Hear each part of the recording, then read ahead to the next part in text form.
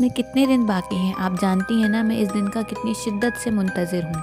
مجھے اپنے بہت سارے دوستوں کو گھر پر انوائٹ بھی کرنا ہے۔ ننھا مارک اپنی موم کی انگلی تھام کر بازار سے گزرتا ہوا کرسمس کی خوبصورت اور رنگا رنگ سجاوٹ دیکھ کر معصومیت سے بولا۔ اس کی آنکھیں کرسمس کی خوبصورت لائٹ کو دیکھ کر چمک اٹھیں۔ بازار سجائے جانے کا مطلب یہی تھا کہ کرسمس کی آمد میں بہت تھوڑا سا وقت رہ گیا ہے۔ مارک بھی دیگر بچوں کی طرح اپنی ماں کے ساتھ کرسمس کی سجاوٹ کا سامان اور مختلف ضروریات زندگی کی اشیاء خریدنے کے لیے نکلا تھا۔ اس وقت اس کی عمر محض 4 برس تھی، مگر وہ بلا کا ذہین تھا۔ اتنی سی عمر میں ہی وہ اپنی ذہانت اور باتوں سے لوگوں کو اپنا گرویدہ بنا لیتا۔ اس وقت بھی وہ فر بولتا ہوا اپنے ارد گرد کے لوگوں کو متوجہ کیے ہوئے تھا۔ کئی لوگ برف باری والی ٹھٹرتی ہوئی شام میں سرخ گالوں اور نیلی آنکھوں والے اس گڈے نما بچے کو مسکراتی ہوئی نظروں سے دیکھ کر آگے بڑھ جاتے تو کئی لوگ بار بار پلٹ کر اسے ہی دیکھتے۔ مارک ابھی بہت چھوٹا سا تھا، مگر اس کی شخصیت میں بڑی کشش تھی۔ جو اسے دیکھتا وہ دیکھتا ہی رہ جاتا۔ اس کی آنکھیں، اس کا چہرہ، اس کی چال، غرض اس کی شخصیت کا کوئی پہلو ایسا نہیں تھا جسے نظر انداز کیا جا سکتا۔ اس وقت وہ وارن اسٹریٹ کی سڑک پر اپنی ماں کے ہمراہ اشیاء خوردونوش کی خریداری کرنے کے بعد سڑک پر جمی ہوئی برف کی دہلیز طے پر چل رہا تھا۔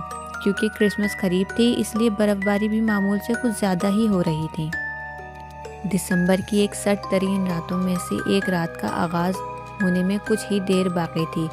رفتہ رفتہ سورج کی سرخ ٹکیا سیاہ آسمان میں ڈوبنے لگی۔ جیسے جیسے غروب آفتاب ہو رہا تھا ویسے ویسے سڑکوں پر موجود اسٹریٹ لائٹ ایک ایک کر کے روشن ہونا شروع ہو گئیں۔ مارک کی ماں رینی ایک ذمہ دار ماں اور باوفا بیوی تھی۔ وہ گھر کی ذمہ داریاں بڑی خوش اسلوبی سے نبھا رہی تھیں۔ آج بھی مارک کے ڈیڈی مسٹر ٹائلر، جو کہ ایک پرائیویٹ فرم میں سیکیورٹی عملے میں کام کرتے تھے، وہ کام کی چھٹی نہ ملنے کے باعث ان کے ساتھ خریداری کے لیے بازار نہ جا سکے، اور یوں رینی کو بازار بھی آج اکیلے آنا پڑا۔ چلتے چلتے مارک ایک دکان کے آگے پہنچ کر رک گیا۔ رینی کو اچانک محسوس ہوا مارک پیچھے کہیں رہ گیا ہے، اس لیے وہ چلتے چلتے رک گئی اور پلٹ کر مارک کو دیکھا۔ پھر اسے رکنے کی وجہ سمجھ میں آ گئی۔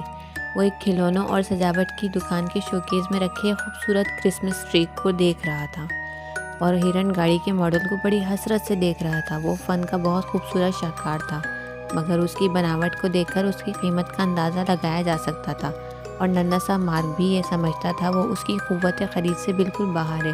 اس لیے وہ رینی کا ہاتھ چھوڑ کر خاموشی سے چپ چاپ کھڑا ہوا اس شوکیس کو بڑی حسرت سے دیکھ رہا تھا۔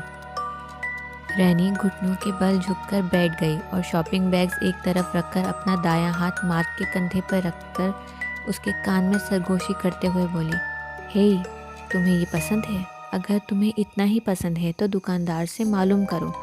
اگر میرے پاس معقول رقم ہوئی تو میں تمہیں ضرور دلاؤں گی۔" مارک خوش ہوتے ہوئے بولا، "کیا سچ موم؟ آپ دنیا کی سب سے اچھی موم ہیں۔ میں ابھی جا کے معلوم کرتا ہوں۔" اتنا کہہ کے وہ دکان کے اندر داخل ہوا۔ رینی باہر کھڑی ہو کر اس کا انتظار کرنے لگی۔ تھوڑی دیر بعد مارک باہر آیا۔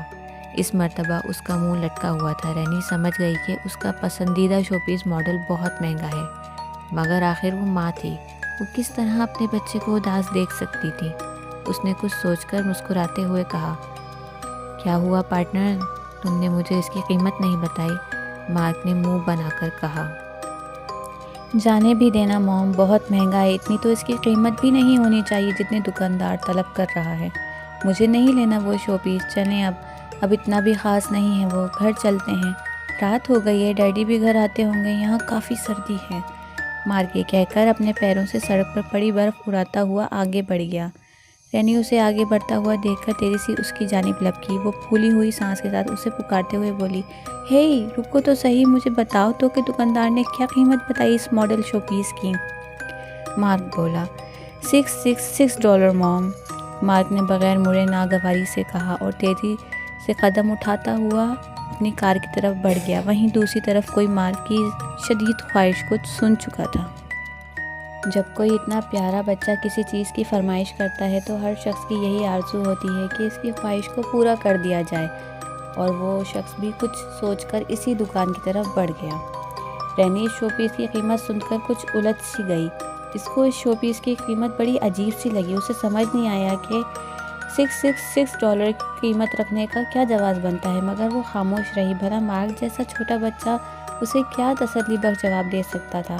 وہ چلتے ہوئے سوچنے لگی اس شو پیس کی قیمت $600 یا $650 ہو سکتی تھی، مگر اس کے پاس تو $200 سے زیادہ نہیں تھے۔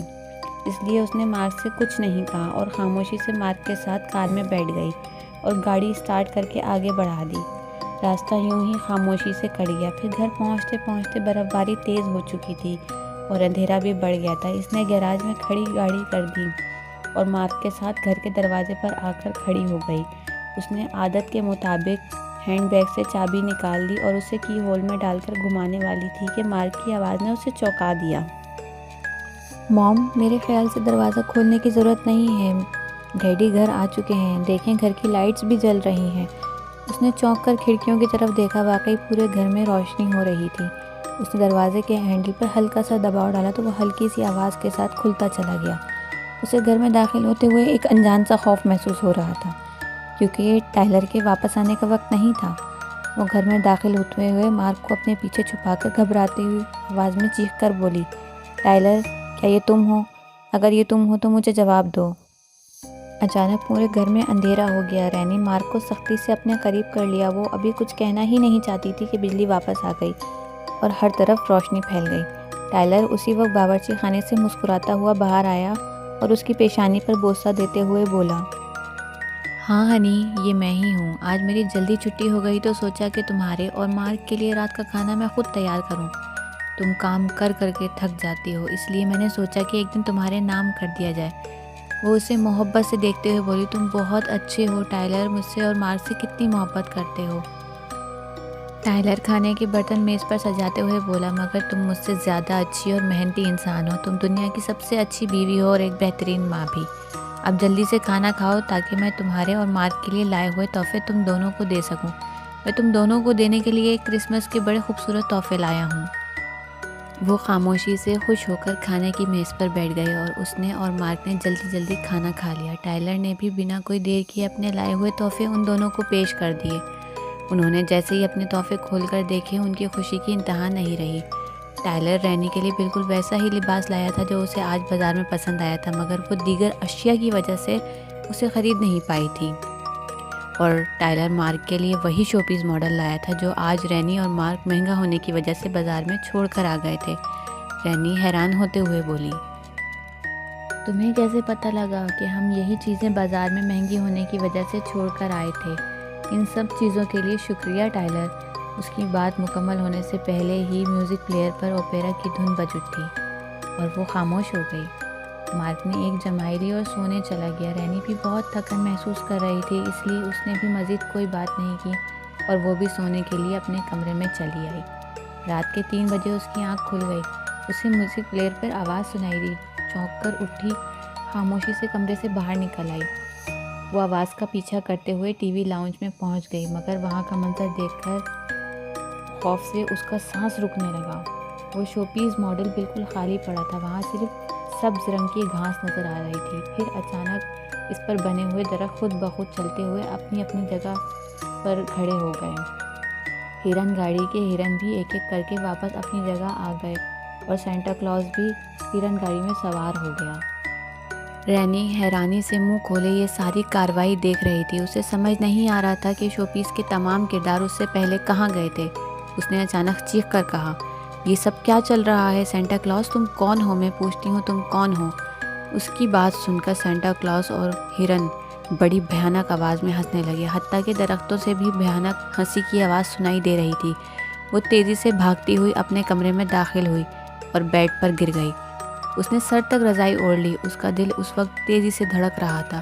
اسے خوف تھا کہیں وہ شو پیس ماڈل کے کردار اس کے پیچھے نہ پڑ جائیں، اور اسے کب نیند آ گئی اسے خود بھی پتہ نہیں چلا۔ اگلے دن دوپہر 12 بجے اس کی آنکھ کھلی۔ اس وقت سورج کی روشنی کھڑکی کے راستے کمرے میں داخل ہو رہی تھی۔ اس نے اپنے پہلو میں دیکھا تو خالی بستر پر وہ سمجھ گئی کہ ٹائلر کام پر جا چکا ہے۔ وہ خاموشی سے اٹھی اور کچن میں چلی گئی۔ وہاں فریج پر ٹائلر کا لکھا ہوا نوٹ موجود تھا۔ اس نے جلدی سے نوٹ اٹھا کر پڑھنا شروع کیا۔ اس میں لکھا تھا، ہنی تمہیں بخار ہو رہا تھا، اس لیے میں نے تمہیں جگانا مناسب نہیں سمجھا۔ یاد سے ہسپتال چلی جانا، شام کو ملاقات ہوگی۔ اس نے نوٹ پڑھ کر کاغذ ڈسٹ بن میں ڈالا ہی تھا کہ دروازے پر دستک ہوئی۔ اس کا پڑوسی جیسن کچھ پریشان نظر آ رہا تھا۔ وہ اسے دیکھ کے بولا، آپ کے لیے بہت بری خبر ہے مسز ٹائلر، کل شام 5 بجے دفتر سے واپسی پر آپ کے شوہر کا بہت برا ایکسیڈنٹ ہو گیا تھا، جس میں موقع پر ہی ان کی موت واقع ہو گئی۔ کل رات برفانی طوفان کی وجہ سے سب جلدی گھر واپس آ گئے تھے، مگر آپ کے شوہر کی واپسی نہ ہو سکی۔ میرا دفتر ان کے دفتر کے راستے میں ہی پڑتا ہے۔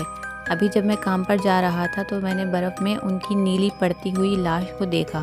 ان کے بدن اور سر پر جمع ہوا خون بھی بالکل جم چکا تھا، جسے دیکھ کر صاف پتہ چلتا تھا کہ انہیں دنیا سے رخصت ہوئے 1 رات گزر چکی ہے۔ دفتر فون کرنے پر معلوم ہوا وہ آپ کی اور مارک کی وجہ سے جلدی چھٹی لے کر گھر آ رہے تھے، مگر افسوس وہ دنیا سے ہی رخصت ہو گئے۔ رینی اس کی بات سن کر خوف سے لرز اٹھی۔ اسے ٹائلر کی موت کے غم سے زیادہ اس اجنبی کا سوچتے ہوئے ڈر لگ رہا تھا جو کل سے ٹائلر بننے کا ناٹک کر رہا تھا۔ اسے مارک کی فکر ہونے لگی۔ اس نے ہمت کرتے ہوئے یہ کہہ کر دروازہ بند کر دیا، آپ تدفین کی تیاریاں کر کے مجھے کال کر دیں، میں وقت پر پہنچ جاؤں گی۔ میرا ایک چھوٹا سا بچہ ہے، میرے لیے ان معاملات کو سنبھالنا مشکل ہے۔ اسے بند دروازے کے پیچھے جیسن کی آواز سنائی دی، یہ تو ہمارا فرض ہے۔ رینی مارک کو بنا بتائے ٹائلر کی آخری رسوم میں شامل ہونے چلی گئی تاکہ مارک کی کرسمس کسی صدمے کی نظر نہ ہو جائے، اور وہ اسے خوف میں مبتلا نہیں کرنا چاہتی تھی کیونکہ ان کی پچھلی رات کسی اجنبی کے ساتھ گزری تھی۔ اور اسی شام 4 بجے ٹائلر کو غسل دے کر دفنا دیا گیا۔ رینی صدمے سے نڈھال تھی۔ شام کو وہی اجنبی گھر میں ٹائلر کی اداکاری کرتا ہوا داخل ہوا۔ اسے دیکھ کر اچانک رینی سب بھول گئی۔ وہ مسکراتے ہوئے بولا، چلو کھانا کھا لیتے ہیں، رات بہت ہو گئی ہے۔ رینی نے خاموشی سے کھانا لگایا اور انہوں نے کھانا کھا لیا۔ اس مرتبہ رات کے 2 بجے رینی کی آنکھ کھلی۔ اس نے دیکھا اس کے برابر والی جگہ خالی ہے۔ وہ خاموشی سے اٹھ کر ٹی وی لاؤنج میں آ گئی۔ وہاں اس نے ایک دلدوز منظر دیکھا۔ ٹائلر سینٹا کلاus کے روپ میں بیٹھا تھا اور ہرن گھڑی اس کے برابر میں کھڑی ہوئی تھی۔ ٹائلر کا بہروپیہ سینٹا کلاus کے روپ میں بہت عمر دراز لگ رہا تھا۔ وہ کرسمس ٹری لاؤنج میں ایسے نظر آ رہے تھے جیسے زمین میں اگے ہوئے ہوں، اور وہ ماڈل شو پیس خالی پڑا تھا۔ مارک صوفے پر بیٹھا ہوا سینٹا کلاus ٹائلر کو دیکھ کر عجیب سے انداز میں مسکرا رہا تھا، اور میوزک پلیئر پر گزشتہ رات والا اوپیرا میوزک مدھم آواز میں بج رہا تھا۔ اچانک ٹائلر رینی کی طرف پلٹا اور اسے دیکھ کر مارک کی طرف پلٹ گیا۔ اس نے اپنے ہاتھ میں پکڑی ہوئی کلاڑی فضا میں بلند کی اور یہ کہتے ہوئے مارک کی گردن تن سے جدا کر دی، 666 شیطان کا ہنسا ہے، کیا تم یہ بھی نہیں سمجھتی نادان عورت، تمہارا بیٹا آج زندہ ہوتا اگر تم اس شو پیس کو لینے میں دلچسپی نہ ظاہر کرتی، مگر اس کی خواہش دیکھ کر میں خود تمہارے گھر چلا آیا۔ بڑا پیارا بچہ ہے تمہارا، اس لیے میں اسے اپنے ساتھ لے جا رہا ہوں۔ اب تمہارے ذہن میں مزید کوئی سوال نہیں ہوگا تو میرا خیال ہے تمہیں بھی مر جانا چاہیے۔ اس نے اپنی بات پوری کرنے کے بعد کلہاڑی فضا میں بلند کی اور رینی نے ایک زوردار چیخ ماری۔ اگلے ہی لمحے رینی کی گردن تن سے جدا ہو گئی۔ وہ اوپیرا میوزک مدھم آواز کے ساتھ مسلسل بج رہا تھا، اور پھر رات کے 3 بج گئے اور ایک ایک کر کے وہ تمام کردار دوبارہ شو پیس کے اسٹیج پر آ کر ساکت ہو گئے۔